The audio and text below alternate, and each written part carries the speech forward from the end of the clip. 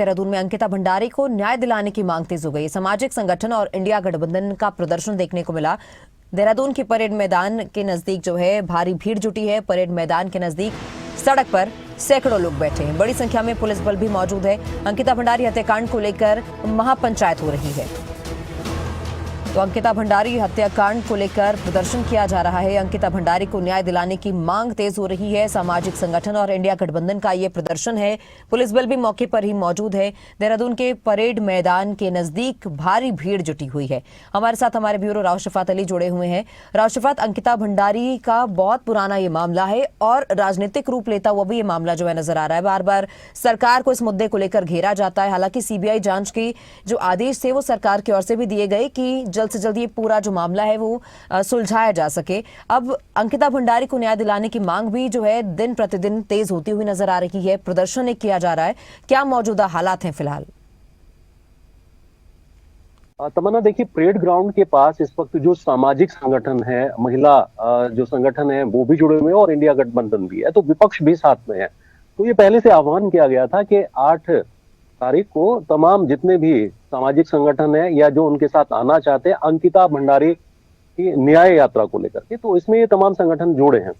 लेकिन क्योंकि parade ground में एक कार्यक्रम पहले से चल रहा है, कौथिक के नाम से उसको जाना जाता है, उसके बाद ये भी कहा गया कि जानबूझ करके परेड ग्राउंड में, क्योंकि पहले से आह्वान था कि 8 तारीख को सभी सामाजिक संगठन जुड़ेंगे अंकिता भंडारी को न्याय दिलाने के लिए, तो उससे पहले वहां एक कार्यक्रम को रख दिया गया। बहरहाल अब कार्यक्रम चल रहा है परेड ग्राउंड के अंदर, लेकिन जो बाहर भीड़ है, आप देख रहे हैं, जो बाहर भीड़ है वो अंकिता भंडारी को न्याय दिलाने के लिए सभी जन यहाँ इकट्ठा हुए हैं, जिसमें सामाजिक लोग हैं, जिसमें राजनीतिक लोग हैं, ये तमाम लोग यहाँ पर इकट्ठा हुए हैं और बड़ी भारी भीड़ है। पुलिस व्यवस्था यहाँ आप देख सकते हैं कि चाक चौबंद है, किसी तरह की कोई दिक्कत तो नहीं है, लेकिन भीड़ लगातार बढ़ती जा रही है। और क्योंकि पहले से आह्वान था पूरे राज्य के अंदर के जो भी शामिल होना चाहता है वो देहरादून के परेड मैदान के आसपास पहुंचे, तो लोग पहुंच भी रहे हैं।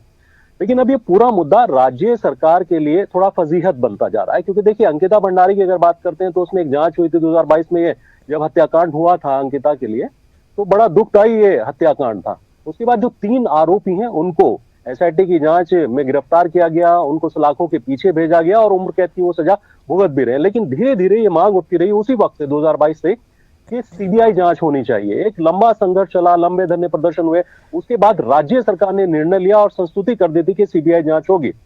अब इसमें सीबीआई जांच भी आगे बढ़ रही है। अलग अलग जो गवाह है, इन्वेस्टिगेशन है सीबीआई की, वो चल रही है।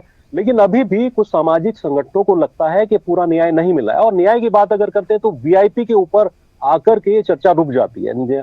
जो सामाजिक संगठन है या इंडिया गठबंधन है वो कहता है कि उस वीआईपी का नाम राज्य सरकार को बताना चाहिए जो अंकिता भंडारी हत्याकांड में शामिल था। लेकिन क्योंकि ये इन्वेस्टिगेशन का एक हिस्सा है, पहली जो इन्वेस्टिगेशन थी उसमें किसी वीआईपी का नाम शामिल नहीं था, उसमें नजर नहीं आया था। लेकिन अब सीबीआई जांच कर रही है और सीबीआई जांच के बाद क्या इन्वेस्टिगेशन में किसी वीआईपी का नाम आता है या फिर किसी बड़े नेता का नाम आता है, तो देखिए इसका तो इंतजार करना पड़ेगा जब तक जांच पूरी नहीं हो जाती। लेकिन अभी इस मुद्दे को लेकर के जो सामाजिक संगठन है वो राज्य सरकार को पुरजोर तरीके से घेर रहे हैं।